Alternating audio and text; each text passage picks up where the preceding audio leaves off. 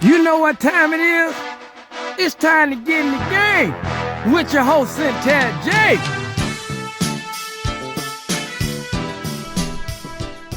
Happy Saturday, folks. What's up, everyone? Satara J here, your host of your favorite sports show, Get in the Game. And thank you for joining me on a Saturday special edition of Get in the Game. I am more than excited. I'm sure you can tell I'm literally sitting up in my seat right now. And happy to welcome to the Get in the Game set. Our pre-draft roundup begins today with special host DeAndre Johnson. And you guys here in Jacksonville, well, they know you all over. I mean, because you've been in Texas, you've been in Mississippi, but they know you. The people who know First Coast Bucks know him from slinging those far from down the street. You want to run over there real quick and get some passes? See the crew. We're going to pull out all the cameras from here in the set and go head over to the field. Maybe get your arm warmed up for what's coming next in your career, yes? Oh, yeah. Yeah. How excited are you about this next phase of your life?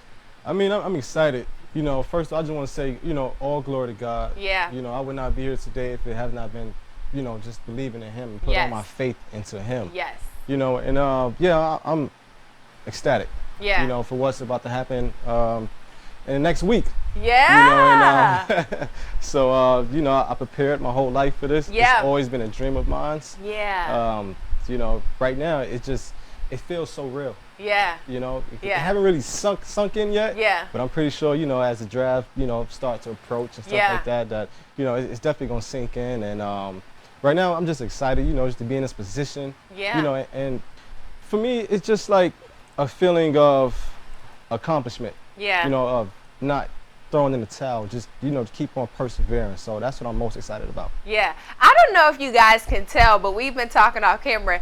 If you can sense through the camera, through TV land, just the amount of poise this young man has. So I give my hats off to your parents. They obviously raised a well-groomed young man, and I'm sure football had its hands in that as well. So let's start from the beginning. So one thing you said was this is something you dreamed about, and we hear that a lot. I mean, obviously, if you don't have a dream to do something, the possibility of achieving that kind of diminishes. So when you say you've had a dream of doing it, when in your mind did you feel like, I'm going to dream of playing in the NFL? Was it a specific player you saw on the field, or did you just kind of always feel like this is the path that I want to take? I'll probably say about the time when I was 7 years old. That's when I first started to pick up the game of football. I've always been a natural at it. You know, I've always felt like I had, you know, the skill set of any kid my age. You know, I was exceeding them. And I don't know, it's just like, it never really sunk into me that I wanted to take this serious until about, I would say, my 8th grade year. Okay. And that's when I knew that I was going through some adversity at the time as well. And, you know, but right a year before that, that's when I really started to understand the definition of work ethic. You know, I was going to school, Landmark Middle School. Okay. Shout out to Landmark. Shout out to Landmark. It was ran by Coach Foy. Okay. Coach Foy was a guy who, you know, really installed work ethic into me. You know, and, you know, just going off natural talent and being able to put the work in, and I started to see my game start to evolve a little bit, you know, just based off what it was that I was putting in, and I knew, you know, that I had what it took. Yeah. Now, one thing you said, we hear it a lot, adversity. I think that's one word that we hear a lot of professional athletes use. Right. Looking at your life personally, what was it about that specific point in your life, that adversity you were going through, what you were up against, that you think kind of flipped a switch in your mind to say, I'm going to use this to make me grow more disciplined, be more passionate in my sport, and use this to kind of propel me in a path of football? I'll probably say, you know, at the time, you know, I came from a family, you know, hardworking family. You know, and my family, you know, we never really had anyone play professionally. And it was always a goal of mine and my younger brother, Tyreek, that we wanted to be the first in our family to accomplish that. So growing up, I knew I was going through a time where I was on the basketball team, on the track team. Okay. And you know, and we decided to go our separate ways from there. And because I really wanted to focus on playing football and playing quarterback. You know, because all my life I wanted to be a quarterback. Okay. But I was on the teams where coach was like, you know, you just too fast, or they sons was playing the quarterback. Wow, too fast to be a quarterback. You don't Right. hear that often. You won't have to worry about that at the next level. That's a good thing to have. Okay. Oh, yeah. But either that or their sons were playing that position. Absolutely. Yeah. You know, and I've always knew I had the arm talent, you know, to play the position, and I've always knew that I was born to be a leader, no matter what it was. You know, and quarterback was one of the roles where you had to be a leader. Right. And I knew I was a leader of men at a young age. Yeah. You know, I've always been a guy where I've always walked at the beat of my own drum, no matter what it was. You know, and I wanted to give it a shot. I knew that I had to take it serious because I knew I wasn't gonna be 6'5". Yeah. I wasn't gonna be the biggest. How do you know you're not going to be 6'5"? I don't know. It's just something that I always just just thought about. And Yeah. I'm like, man, I've been about the same height for about 3 years now. I don't think I'm gonna go. That must be crushing, right? You never know. Listen, God has a way of doing Absolutely. things, miracles. I mean, you're 24 now, but who knows? You might wake up tomorrow and be half an inch taller. But I say that to say this. I said that to say this is that, even at a young age that I knew what I wanted to do. I knew everything and every day that I had to live with a purpose and do everything with a purpose. So I've always prepared for the worst of all situations since a young age. And so I was like, to be a quarterback, I got to take this serious. I need to just go all in. And so I decided to do that. I was working every day, 6 days out the week, probably rest on Sundays. Yeah. For a few hours. Yeah. But your mind wasn't resting, I'm No, sure. my You're mind, always yeah, my thinking mind about is the always game. going. So Yeah. let's talk about the pressure, because one thing you said, so our sponsor, Alvin Brooks of My Season Chicken and Ribs, Oh, yeah. him and I were having a conversation about last week when I told him you were going to be on the show. And the first thing he said was, man, that kid was a beast at First Coast. But he did say that your 8th grade year, the coach was talking you up and telling everybody at First Coast how phenomenal you were going to be. And all the wide receiver parents kept asking was, can he get the ball to my boy? Oh, yeah. So in 8th grade, you're what, 14 years old? Around Right. there. So talk about the pressure. You're playing football in Jacksonville, in the state of Florida. I mean, football here is, people go crazy over the football here in the South. Did you feel any kind of pressure going into First Coast, feeling like you had to make a name for yourself and then to carry the team as a freshman? Right. I mean, I've always knew that, my dreams, and my aspirations was so much bigger than anybody can wrap For you. Yeah. can wrap their head around. So I've always had big expectations for myself. So that's when I said, like, my 8th grade year, I knew I had to go all in. So when it came, it was about just learning the game, film study, understanding defenses, understanding how to read coverages, and just work on myself day in and day out on becoming a leader. Yeah. I had a great support system around me, from my father to my mother to my trainer, Cecil Relford. Everybody just poured so much into me that every day we were working on something, just preparing for that moment. Yeah. So by the time, when I first walked into First Coast, it was a group. They used to huddle around a tree. Okay. And it was the wide receivers' parents, because the wide receivers was working out right in front of it. Okay. That was their station of the field. So it was one of them it was a real hostile environment, I'm telling you. Like I said, we just prepared every day, so going out there playing football was second nature to me. I knew I was a good football player, and I just needed a place to showcase that. Yeah. And, I came to them. First Coast had a great group of receivers. My freshman year, I was fortunate to have Chris Black, Brandon Brooks, Justin Osborne, and a few other receivers, that welcomed me with open arms. So it made that transition very easy for me. Yeah. All I had to go out there is just throw the football and show the guys I can get it to them. And it was all she wrote from there. Yeah, and as Alvin Brooks said, he's open, my son's open. He's open now. We had that conversation. Oh, You said, man. that's the guy who kept saying, regardless of what type of coverage it was, his son was always open. Oh, yeah. So your 4 years at First Coast, was there a year in there that was particularly harder than any of the others? Yeah, I would probably say my sophomore year. We had just came off an undefeated season, going to the state championship, lost in the state game. all my receivers were seniors. Yeah. So it was a whole new receiving core. Yeah. And me as a freshman, you know, I was just coming into myself, just coming Right. to a sophomore. Now it was my team, Yeah. so to say. You know, and just taking on that leadership role of getting the guys up there on Saturday mornings to work out, working out after practice, you know, getting routes in before practice. You know, I really just had to own it. Yeah. And you know, and it's no secret, we didn't have the nationally talented receivers that we had the year before. Got you. So it was just guys, you know, we all were trying to prove ourselves. You Yeah. know, and so that was probably the toughest year, but we still finished an undefeated regular season. Yeah, and you got through. I mean, when we're looking at your numbers after First Coast, over 12,000 yards, Yeah. 131 touchdowns, and you ran for 23 of those. So your senior year, do you remember what your numbers were your senior year when you broke the state record? But like what, 3,000 passing, 4,000? Yeah, almost 4,000 passing yards. 4,000? You know how many touchdowns you threw for? Was it 47? Yeah. Yeah, you got to remember that number. And then that led you share a stage of, I mean, some very successful names. Dante Culpepper, Anquan Bolden, Dalvin Cook, Tim Tebow, Oh yeah. Derrick Henry. Oh yeah, great company. What is that you share with them? Florida Mr. Football. Yeah.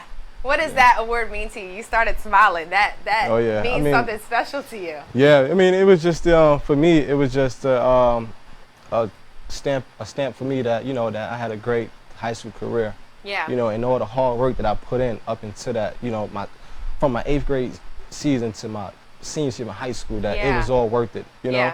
And because, you know, at the time for me, it was, I had to become distant from everybody, you know, so I could really work on myself and work on, you know, to get to where I wanted to be.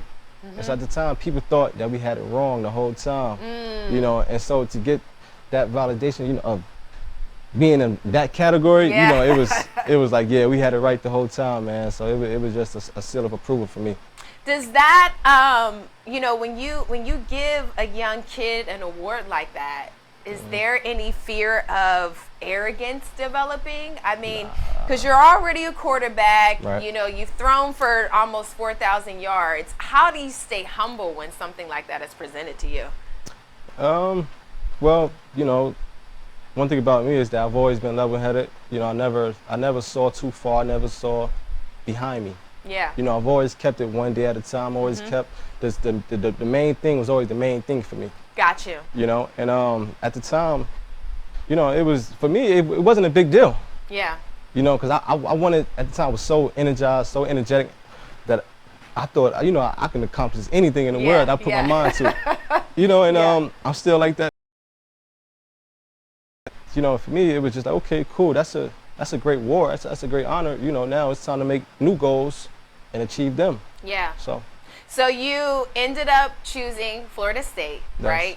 right? You were early commit.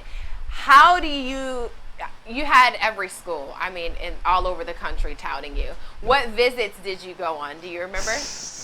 for me, it was kind of different. Yeah. You know, because I committed as a freshman, Yeah. my freshman year. So I probably visited like Clemson was in my top. My top 3 was Clemson, Florida State, and yeah, that's it. Clemson and Florida State It was wasn't, top it wasn't on 3. Two totally different programs right. Right. now, so it's interesting you say that. So you early commit to Florida State, right? You're going Dabo Swinney. You become the haven to save the program because Jameis Winston, you know, as we know, is now going on. And it didn't turn out the way that you thought and probably the city of Jacksonville thought. What did you learn from the situation that happened at Florida State? Well, for me, it's a blessing in disguise for me. You know, I say that because, you know, it taught me so much, you know, just apart from playing football and being a football player. You know, going through the situation that I went through in Tallahassee, it caused me to really become a man, you know, and understand, you know, that, you know, a person is not defined by one action, Yeah. you know, and you're defined on how you bounce back, how you recover, you know, what do you really stand for?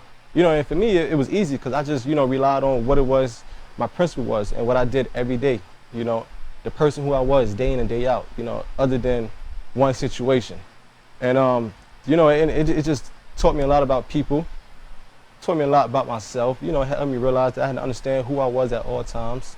Understand that, you know, that I represent the last name on my back. You know, and just, you know, just always, you know, just be accountable no matter what it is. Yeah. You know, so yeah. Let's do a short little interview real quick, because as you know, and I'm sure you've been told, scouts, player personnel, everyone they got a board right now, and they got a board at home because the way the draft is going, you know, starting next Thursday is completely different than any of us thought it would be. So these GMs, okay, they have a board at home, and let's say you might be on their board, right? What do you say to that GM who in his mind he keeps referring back to the incident? What do you want to say to him? Well, I would say this, that you know, the incident that happened to me when I was a freshman is that I was a young boy. You know, going into a situation now, I'm a man. You know, and I understood, you know, everything that came along with it. You know, now it just made me, you know, understand adverse situations, no matter if it's on the field or off the field. I feel well equipped that I can handle anything that comes my way.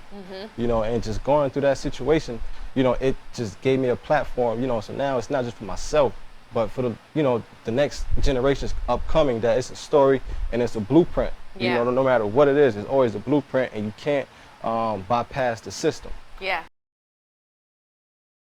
If you keep your head down, man, and just understanding who you are at all times. Yeah. That the sky's the limit, you know, and you know, you can do anything you put your mind to, you know, because the mind is a powerful thing. Yeah, that's awesome. That was great. I think you just got. Somebody just said, you know what, let's move him over to our live draft board. Good for you. Okay, so at that point, you have to make a decision. You know, you have to decide to depart from Florida State. Why Mississippi, of all places? I mean, who picks, I'm going to go to a JUCO in Mississippi. How did that happen?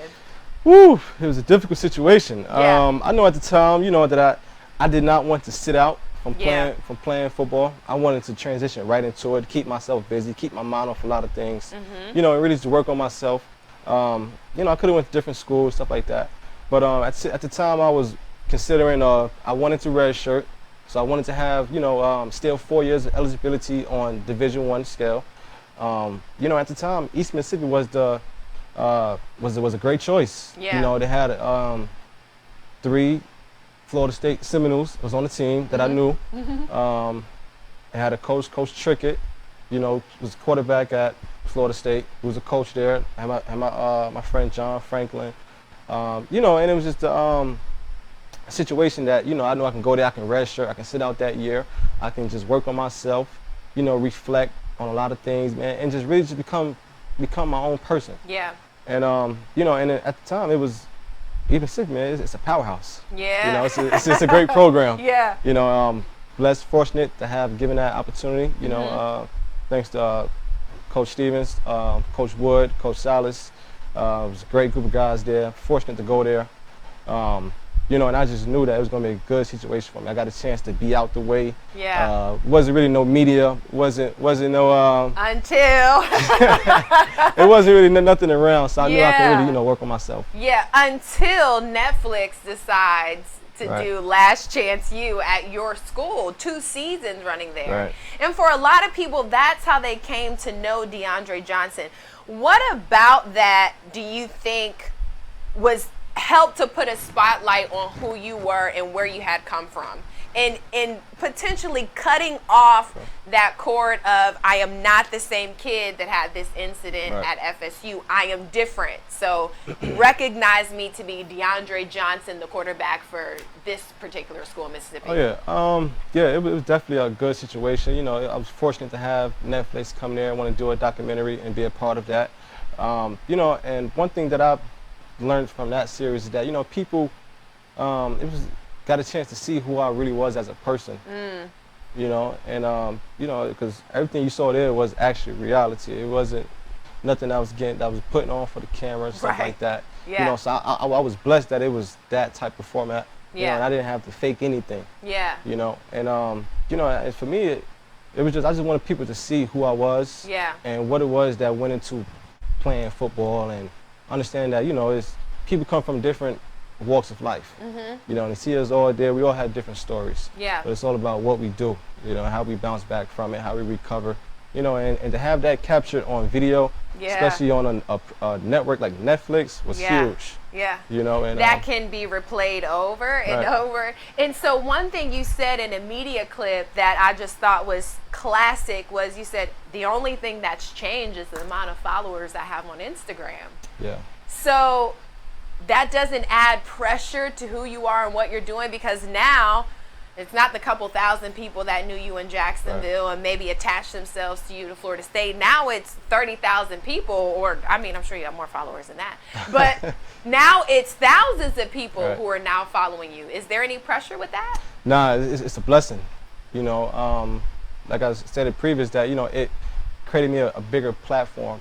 You know, I get a lot of messages from like people from Brazil, Australia, you know, just all over the world. You know, and be able to connect with them and share little tidbits or whatever is going on, and just to be a person of influence, you know, of just help, you know, whenever someone needs it, you know, or any advice, you know, and just communicate with people, you know. So it's definitely was a good feeling to be able to be a part of that. Yeah. So talking about putting another stamp on your legacy of football, East Mississippi Community College went on to win a state championship in 2016, which you happen to be a part of.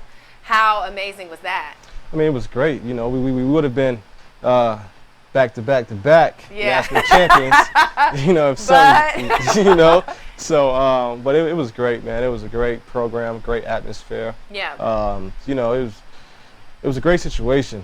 You know, I still talk to a lot of my guys from that team. You know, till this day. Yeah. You know, and but it was great, man. I got a chance to do what I love, have it, you know, showcased on a national scale like Netflix. Yeah. And it was exciting, man. I just love to play the game. Yeah. Talk about when you, because then you transition on to FAU. Right. But a lot of people don't understand junior college. They don't know. It's a lot different than being somewhere like a FSU, a Clemson, even an FAU. Just talk about, maybe highlight one thing that you would say at a JUCO, you definitely get this or experience this that you're not going to get at a top FCS school. Whew. I would probably say, coming from junior college, the biggest difference was the camaraderie. When it comes to that, from a JUCO to a FCS, FBS school. And you know, because in JUCO, you know, you all dependent on each other. Yeah. You know, you there 24/7. It's not as many amenities, not so many resources. Yeah. You know, it's not that much money that's built into the program as in the top Division I level. And you know, and just going to FAU, you know, I just transferred over what I learned in junior college and brought it, applied it to FAU, and that was that on that. Yeah. How big of a factor was Lane Kiffin in your decision to go to FAU over any other school? Because at that point, you're kind of proving yourself. There's a lot of Division I schools that would have loved to add you to their program, but you decided FAU, the Owls, and to kind of start with Lane Kiffin because he was just coming in as you were as well. Right. Well, you know, I was fortunate to have Coach Kiffin to come into FAU and to honor my scholarship, and I was just signed me as his first recruit. You know, and you know, Coach Kiffin was a good guy, but also, you know, throughout that situation, I was blessed to have met the president of FAU, Dr. Kelly. You know, and just building a relationship with him, and it's one that I think is going to be everlasting. Awesome. So you guys, 11-3 season. Oh, yeah. You had a couple setbacks there. We were talking about it off camera before we started the show. When you had that undisclosed but had been disclosed injury, the blood clots in your arm. Having adversity throughout your career is one thing, but for it to seem like it's continuous, what goes through your mind when you're told, hey, you're going to need to sit out a year because of these blood clots in your arm? How difficult was that for you? It honestly, it wasn't. You know, it was something that, it was difficult at the time, you know, because it came at a time where it was a hurricane going on down there, and I was stuck in the hospital for about a week behind it. You know, and honestly, I'm going to share this with you. I was told by a doctor, you know, that I probably wasn't going to play football ever again. Wow. You know, I'm laying in the hospital bed. Doctor said, you probably not gonna play again. So, and me, I'm like, man, that's a lie because I'm a believer in Jesus Christ. You Yeah. know, I know the Lord is gonna carry me through this like He always Yeah. do. And you know, so just put all my faith into Him. You know, I had a good support system, my family, my brothers, everybody. You know, and I've always been mentally tough. That's something I always pride myself in. You know, one reason I wanted to play quarterback. Yeah. You know, The guy with the bullseye literally on the front of his helmet. Right. Yeah. So do you feel like at that point it added more fuel to your fire Well, to prove him wrong and anybody else who Right. who doubted you? Right. Oh yeah, absolutely. It was definitely a tough situation going through that. You know, but for me, it was just like, okay, cool. I'd have been through one adverse situation. Now here comes another one. I can get through this. I've been through worse. Yeah. You know, it's a lot more people that go through worse in the world. And I'm saying here, you know, this is football. This is just a game for me. Yeah. So I'll get through it. Got you. And get through it you did. Oh, You yeah. ended up leaving FSU, going to Texas Southern. What played a role in you making that decision? Well, you know, it was ran by Coach McKinney. Okay. He came from some top programs like Texas A&M, Arizona. He came with a good track record. And the system that he was running was an ideal system. I had great talent all around me when it comes to like receivers, Yeah. running backs, stuff like that. If you look on paper, it was a for sure championship season. Yeah. You know. It didn't turn out that way though, right? Nah. You went from 11-3 to 0-11. Oh my God, yeah. Tell me about it. Gosh.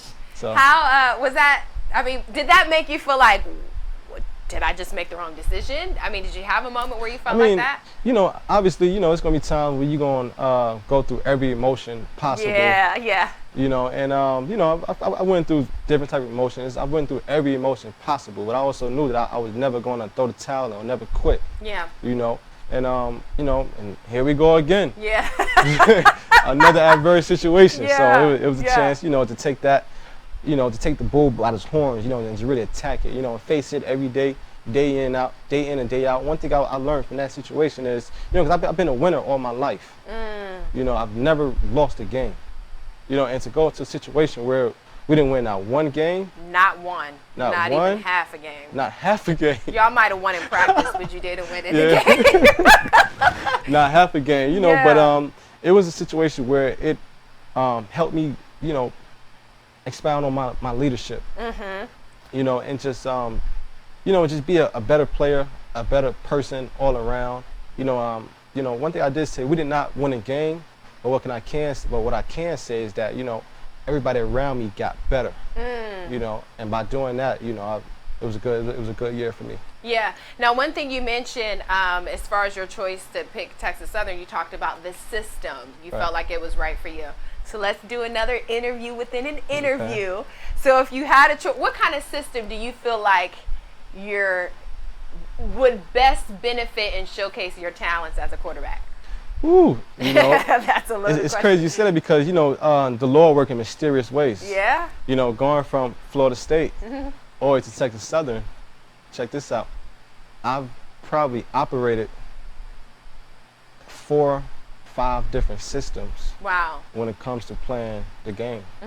You know, so every system that's being run in the NFL right now, got it. I've ran it. You got a lock on it. Absolutely. You know, so I got a pretty good feel of it. Yeah. And you know, so I feel like, you know, I'm confident, you know, and what I can bring to anybody's program or anybody's team is Yeah. that, you know, this guy that went through adverse situations, that's able to adapt, because playing a game is all about adapt. Yeah. You know, and so you know, whichever team gets me or whichever team takes a chance on me, man, is going to get all of me, and it's gonna be great. Yeah. I was gonna save this question for later, but I feel like it kind of inserts well here. Who in the league now would you most compare your game to, and why? What quarterback? Well, you know, we all gonna say is that, you know, we all is our own person. We play our Yeah. own game, stuff like Yeah. that. Well, a couple guys that I've always modeled my game after was Russell Wilson, Okay. Drew Brees, Aaron Rodgers, one of my top. You know, and to see how the game is evolving every year, man, it's just wonderful. You got Lamar doing what Lamar does. Yeah. You got Patrick Mahomes doing what Pat Mahomes do. Yeah. And so I'll probably say it's more of a mixture of like Russell Wilson, Deshaun Watson, and that's it. Good. Those are some great Yeah. quarterbacks. Now, what about the quarterback position fascinates you? Everything. Yeah. Everything. You know, one thing I've always said is that, you know, quarterback was in my DNA. Yeah. You know, if you look at the 17th letter and the second letter in the alphabet, you Yeah. know, that's my DNA right there. There you go. You know, and you know, just everything about like just being a natural leader. And you know, and I just feel like I'm a magician with the ball in my hand. You know, and I've always A magician. a magician. Like Okay. I've always wanted the ball in my hand every play. I wanted to be the guy that controlled what was going on. You know, kind of like playing chess. You know, and you know, just being a quarterback, it's a lot that comes with it. And it's for me, it just became natural. You know, I've grown into it. Mm-hmm. You know, and you know, it's a way of life for me. Yeah. So. Now, being a student of the game, obviously you watch film, Right. and more film. And I would assume that in your watching of game film, that includes watching NFL games. Oh yeah. So you've seen how the game has evolved over the years, specifically for the quarterback position. When you look at the game today, in your opinion, what is the most difficult thing about playing the quarterback position right now? Well, you know, the game is constantly evolving, and I'll probably say, you know, it's just studying. You just gotta constantly study the game. You know, you got nowadays. Woo, you got some athletes coming. Yeah. You know, you got defensive ends running 4 Like threes. Aaron Donald? You know, like Yeah. you got Right. Aaron Donald. Yeah. You know, it's just Yeah. you know, you just have to constantly study, man. And Yeah. you know, and when it comes, and I feel like if you confident in yourself and you know you put the work in, you're actually a student of the game, that it's not nothing you need to worry about. You know, because this is what you do. Yeah. You know, this is who you are, and you preparing the right way. You know, and like you say, you just keep the main thing, and just go out there and just play, have fun. You know, but operate within the system. You know, stuff like that. Yeah. You know, so yeah, I don't feel no other way about it. Yeah. I don't know who it was, but I feel like I heard a quarterback once say, you just let the game come to you. Absolutely. Yeah. You Yeah. feel the same way. Absolutely. So what encouraged your decision to kind of declare for the draft back in December? Because you could have played, you had another year of eligibility. Yeah. So why come out now? For me, I feel like I'm ready. Yeah. You know, I've been through the toughest of the toughest times. You know, and now I feel like I want to get on a platform where I can showcase what I can do. Yeah. You know, and it's always been a dream of mine. You know, and I'm ready for it. You know, I'm going to embrace it. I'm going to attack it. Yeah. You know, I'm gonna be the hardest worker. You know, and you know, it's like I said, I feel like I'm ready, man. I can't, you know, I can't keep harping on that enough. Yeah. You know, I'm just ready to go out there and just play and have fun. Yeah, I can tell because I feel like if I called in 5 linemen right now to just line up right here, then you would be ready to go. I get that energy from you. Like, I just feel like you're hungry. Like you're literally ready for someone to put the plate of the NFL in front of you. That's what it is. And your appetite seems endless. Oh yeah. Yeah, am I getting that right? Starving. Yes, he said he's starving. Starving. That's good. Now, let's talk about your preparation for the NFL, especially in a time and season like we're in now. You know, this virus hits, it kind of shuts down all that you probably know to be able to assist you in getting ready for the platform. What kind of tools have you been using? What have your coaches and those that are helping you prepare been using to kind of supersede what's going on in society right now? Well, yeah, you know, the time right now has been it's been a crazy time with COVID-19 going on. You know, so a lot of cancels of pro days and stuff like that. So especially for guys like myself that really needed the pro days to really come out and really stamp your name onto the scene. Yeah. It was difficult behind that, but you know, it's another adversity. Yeah. You know, Which you're used to. Absolutely. But you did get your pro day. I did. Right? And so let me see if I remember the numbers. So 40-yard dash, 4.46. Okay. Yeah? Yeah. Am I right? Okay. Oh, yeah. Could you ever run faster? I could have. Do you think you play faster than that? Absolutely. Okay, good. All right. So 4.46, your broad jump, 10 feet, am I right? Okay, 10 feet. Yeah, about right. Okay, and vertical, I gave him earlier, I gave him a 41 in the vertical, but it was more around 30 something. What was the most difficult thing? Because again, you've been thinking about this, dreaming about this since you're 7.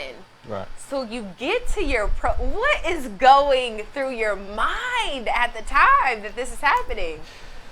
Were you nervous? No, I wasn't nervous. No? Okay. No. He was. Of course he wasn't nervous. Nah, I wasn't nervous. It was more just like, oh man, I hope I hit the numbers I'm supposed to hit. Yeah. You know, because, you know, people could say, you know, as you constantly training and, you know, throughout pro day training, you know, some days you're going to hit your numbers, some days you're not. Yeah. You know, it's just like, you know, you just want to peak at the right time. Yeah. So it was just make sure your mind was relaxed, everything. You know, one thing about me, I try to transfer over from the quarterback into everything that I do and everything when it comes to life. You know, and I call it having a sniper mentality. You know, Say that again. A sniper mentality. Okay. Never getting too high, never getting too low. Just staying even in the middle. You know, so you can, you know, adjust to anything. Yeah. You know? So tell me something. Give us an example. Interview within an interview now. Give us an example of something that you've been able to adapt and translate into your everyday life that has come from playing football as a quarterback. Yeah. Work ethic. Okay. You know, just being disciplined and perseverance. Yeah. You know, no matter if I'm playing. I got a new hobby I'm doing, right? It's pickleball. Pickleball. I know a little bit about pickleball. Oh, now this is funny because don't get offended, viewers, but pickleball is typically a sport that you see older active adults playing. Right. How did you pick up pickleball? You know, I was talking to my trainer, Cecil Relford, and we was talking about, you know, that I wanted to get some new hobbies, stuff like that, and he introduced me to golf. So Okay. start How'd playing. that go? It's a work in progress. I think the most interesting thing about golf, I love seeing football players play golf because y'all are used to hard-hitting, fast-paced, and golf is Right. how do I translate all my power? And that's the thing about golf. Would you agree that you have to control your power? Absolutely. Because this little long stick of a club and this little ball, you have to pinpoint it, which as a quarterback, it's probably easier to play golf because you're used to being able to find your target even in schemes and coverages. So golf didn't go over as well with you. Yeah, you know, I'm still working on my swing. What's the hardest part about golf for you? The swing. Oh my God. You know, it just keeping. Wanting to pick your head up. Exactly. You know, because a lot of times I would bend my elbow instead of keeping it straight. You know, just muscle memory, stuff like that. Yeah, about 10 years from now, I'm sure we'll see you retired on a golf course somewhere or something like that. So I'm sure you that is like the one sport that a lot of NFL players play from what I've seen. But then how did you pick up pickleball?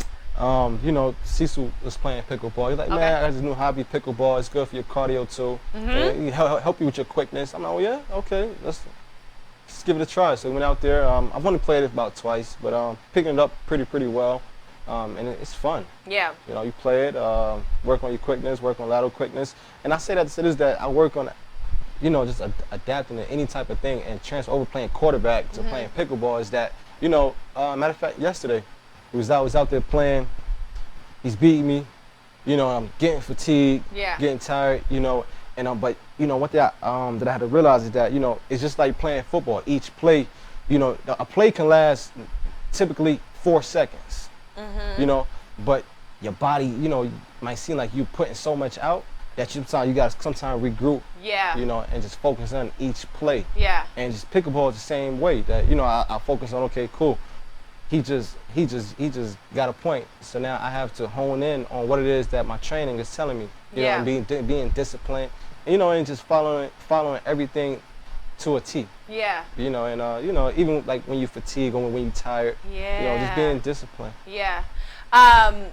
So you decided to. I think one of the most difficult things sometimes can be for an athlete in your position is choosing an agency to represent you, because you have to pick people that you feel like are going to go to bat for you, Absolutely. and they have to become like family. So you chose Rare Sports Agency, also known as Rare Sports Institute. How did you come across them? It was a blessing. Yeah. You know, it was the Lord. You know, the Lord connected us together. My agent Sherman Ledette. Hey, Sherman. What's up, guys? Sherman, Frank, Greg, how you guys doing? But it was just that, you know, we had some type of chemistry from high school. He represented a few former First Coast guys that's in the area.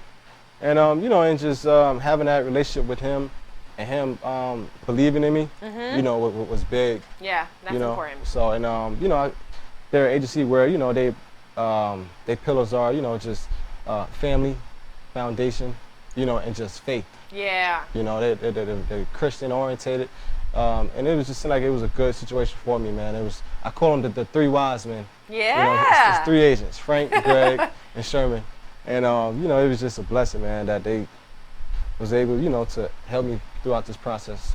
So you're excited, yeah. Oh, yeah. So wrapping up your college career, almost 4,700 yards passing, 1,200 yards rushing, 41 passing touchdowns, and 11 rushing touchdowns.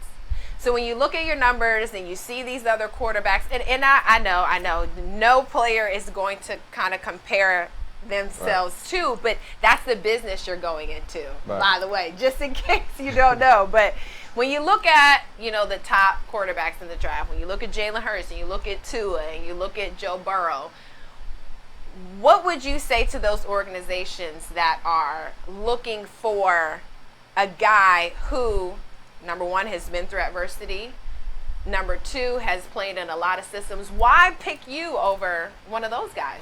Well, you know, I don't knock any other guy. You know, one thing I would say is that the only difference is them guys is on bigger stages. You know, they all of them had great college careers. You know, and one thing I'll say about myself is that, you know, what you're getting from me is a guy that's hardworking. Yes, I'm talented. You know, and I'm a student of the game. Okay. You know, is that no matter what it is, I'm gonna put my all into it. And you know, if I'm given the opportunity, you know, I can really showcase whichever team that would like to sign me. You know, that what I can bring to the table, you know, is sky's the limit. Yeah. You know. Before you say that, so when you're thinking about cooking, you know, people have their favorite recipes, whether it's pasta or, you know, grandma's sweet potato pie, and there's always that one ingredient that they'll never tell you is in there, because if they do, it won't make their dish as special. What is your one ingredient? I call it the it factor. Okay. Heart. You know, you can you can judge numbers, you can judge arm talent, you can judge their speed, everything like that, you know, different type of measurables. But what you can't judge in a person is their heart and their determination, you know, and what they're willing to give, you know, to make the team succeed, make the team go, you know. And one thing I've always told my teammates, you know, that really get everybody going, is that, you know, you guys don't ever have to worry about if I'm not all in, because I'm willing to go out here and put it all on the line. I'm willing to go out here and die for this. You know, wow. You know, it's just the type of passion, energy that I bring, you know, and whichever organization takes a chance, you know, that's what they're gonna get. Yeah. So. Speaking of your teammates, we have some of your jerseys up here showcased. Which one of these means the most to you, and why? First Coast. First Coast. Why? Yeah. You know, it's just so much behind that. Yeah. Did some amazing things in that. You know, in high school, it's nothing like high school. You know, pretty much everybody can say that. Yeah. You know, high school football, man, is one of the most funnest time in anybody's lives, man, if you get a chance to play it. And, you know, just to go through that, and when I look at it, it just reminds me of it just reminds me like who I am. You know, and never forgetting that, you know, and understanding that, you know, whatever you put your mind to, you can do it. Because coming to high school, nobody thought I was going to do what I did. Yeah. Besides myself. Yeah. You know, and it just confirms that for me. Yeah. Why the number 14? What's special about that number? Okay, originally I wanted number 10. Okay. I was a freshman on the team. We had a senior that had number 10. Okay. Coach Lee didn't want to give it to me. You didn't want to give it to me. So I asked the senior, I said, Adrian, yo, can I have number 10? He said, yeah, you can have it. At the time I was a starter. I'm like, okay, now I should be able to call my shots around here. Wow. So I'm like, okay, can I get it? Yeah. So Coach Lee was like, you sure you want to give your jerseys to a freshman? And so I'm like, oh, okay. Whoa. Yeah. So darn, Coach Lee. yeah, I can tell him now. He's hard-nosed. Yeah, you know, and so the options was 12, 16, 14, 9. I said, give me 14. Yeah. I made a bet with my father that I was going to change to number 10 after the season. But he says, man, he said, you know what? A lot of QBs had number 10. He was like, why you want number 10? Why you just make your own number? And I was like, I had to think for a minute. Yeah. And he said, I tell you this, if you can lead your team to the state championship, then you have to keep 14 and just make it your own. Yeah. And when I did it, you know, it just came a part of me, who I am. Yeah. You know, stuff like that. But at the end of the day, it's just another number, but I'm proud of it. Yeah, awesome. So now, as we're closing out, NFL players, they don't have favorite teams. But, I mean, before you become an NFL athlete, you were an NFL fan. So, favorite team would be? I would probably say I knew at a young age that I was going to potentially end up in NFL. Yeah. So I never had a favorite team. Ah! So it was... Okay, so no favorite team, but your favorite players, you said Russell, you said Aaron. Favorite defensive player? Ooh, favorite defensive player. In the NFL? Yeah. Aaron Donald. Aaron Donald. Aaron Donald. All right. So you have the potential to baby face him one day. What do you think it's going to be like when you take your first snap in the league and you look across the line and Aaron Donald is ready to knock your head off? You know, I guess, you know, for me, it's going to be a feeling like, okay, I'm here. Yeah. You know, but then again, it's going to be a phase where it's like, let's do this. Yeah. You know, you're going to show me why you Aaron Donald. Yeah. Yeah, and I'm going to show you why I'm DeAndre Johnson. Yeah. You know, so that's just my mindset. I like that. We can close up right there. He said, I'm going to show you why I'm DeAndre Johnson. Listen, do a favor for me. Our sponsor, who you know well because you used to pass balls to his son, Brandon Brooks, Alvin Brooks. It's his birthday. Will you sing happy birthday with me? Let's do it. Let's do it. Okay, ready? Yep.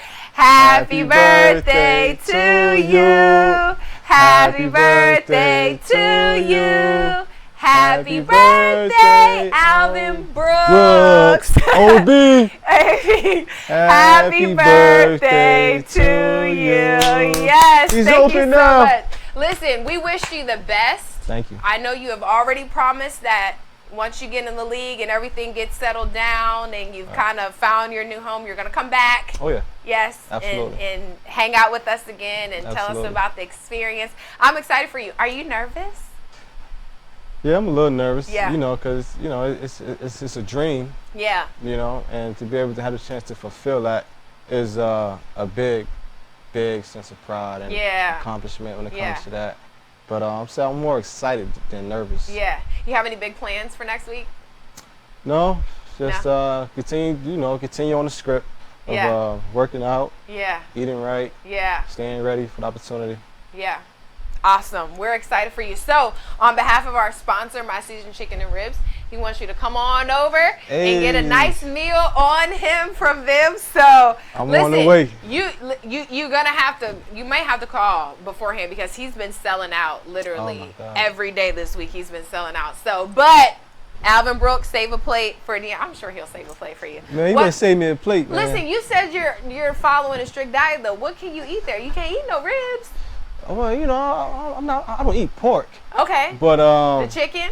Yeah, you know, I got a cheat day. Okay. He actually has a Beyond Meat burger. I don't know if you've had it, but that's that plant-based burger. I might have to call up your trainer Cecil, and ask what you can actually eat. But enjoy that free meal on Getting the Game with our sponsors. How do people follow you on social media? Let's add to those followers. Guys, on Instagram is Dre Montana, DRE Montana, all one word. On Twitter, Dre Dadon 14, DRE DADON 14, and Facebook, DeAndre Johnson. Awesome. So you guys definitely want to follow him. Let's blow up his Instagram account. Guys, thank you for joining us. Any final words? Do you have any final words? Anything you'd like to say? Anyone you'd like to thank, shout out? Here's your chance. Oh yeah, I want to shout out to everybody, you know, who always supported me through this. Shout out to my family. I love you all. Shout out to my cousin and his brand, OE brand. You know, I'm proud of you, cuz. And shout out, you know, to everybody who's doubted me, or whoever who's been with me since it all. You know, need those haters. Oh yeah, we need them. You know, but thank you all. Yeah, and shout out to your little brother who's at Ohio State. Oh yeah, shout out to my brother Tariq, man, Ohio State Buckeyes. Yeah, we gotta get the two of y'all on the set here together. Oh yeah. That'd be awesome. Absolutely.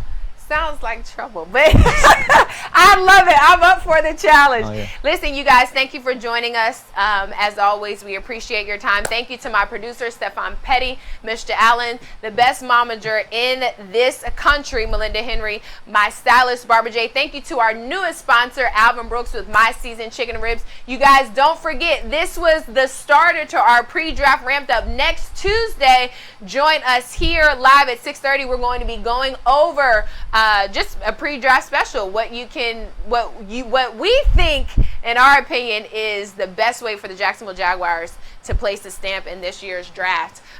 Maybe picking a hometown favorite right over here. Maybe they might do that and keep DeAndre here in Jacksonville so we can fill up these stands, man. Maybe. Yes.